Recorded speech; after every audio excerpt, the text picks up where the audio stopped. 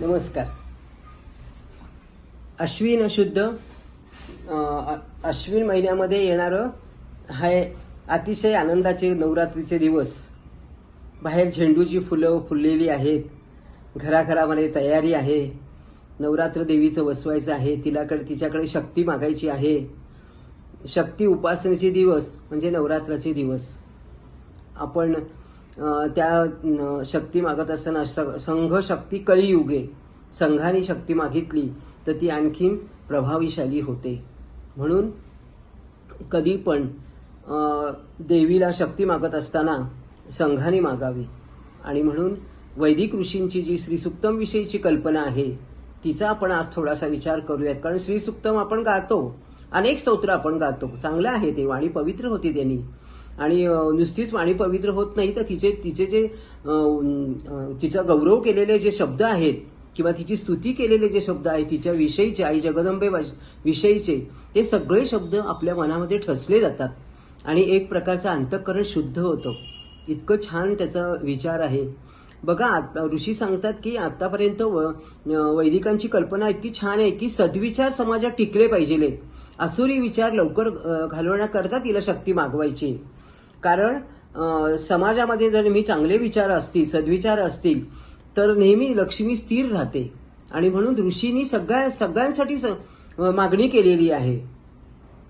तसंच आपण सामान्य लोक आपण आपल्यासाठी सुद्धा मागणी करणार आहे, तिला शक्ती मागणार आहेत. आणि मग श्रीसुक्तममध्ये त्यांनी श्रीसुक्तम का गायलं असेल बरं? तर त्यांनी सांगितलं की अर्थ, धर्म, काम आणि मोक्ष असे चार खांब आहेत आपले असे. तर त्या चार खांबामध्ये अधर्माने आलेली जी लक्ष्मी आहे तिचा लवकर नाश होतो. म्हणून अधर्म म्हणजे मागच्या दाराने आलेली लक्ष्मी ती कधीही नाशच पावते. म्हणून लक्ष्मी कशी आली पाहिजे की तिचं अर्थपावित्र जीवनामध्ये आलं पाहिजे. अर्थपावित्र जीवन येण्यासाठी तिच्या जीवन विकासासाठी तिला वापरायची आहे. म्हणून त्या ऋषींनी सुक्त गायलं. मग त्यांना कीर्तीचा मोह होता का? ऋषींना तर नाही, त्यांचा कुठलाही कीर्तीचा मोह नव्हता. मानवाला जीवन विकासाची उन्नती व्हावी, जीवन त्यांचं समृद्ध व्हावं, सकल कल्याण म्हणजे राष्ट्राचं सुद्धा कल्याण व्हावं अशी त्यांची अपेक्षा होती. म्हणून त्यांनी श्रीसुक्तम गाऊन त्याच्यामध्ये मागणी केली आहे, ती शक्ती मागितलेली आहे. वैदिक ऋषींनी खूप व्यापक दृष्टीने लक्ष्मीचा स्वीकार केला आहे. अर्थशास्त्र हे एक शास्त्र इतकं आहे असे की ते जीवनलक्षी झालं पाहिजे. म्हणून जीवनलक्षी लक्ष्मी, भाग्यलक्ष्मी, करुणामय लक्ष्मी, आपल्यावरती कृपा करणारी लक्ष्मी, अशी सगळे तिचे खूप वेगवेगळी रूपं आहेत तिची.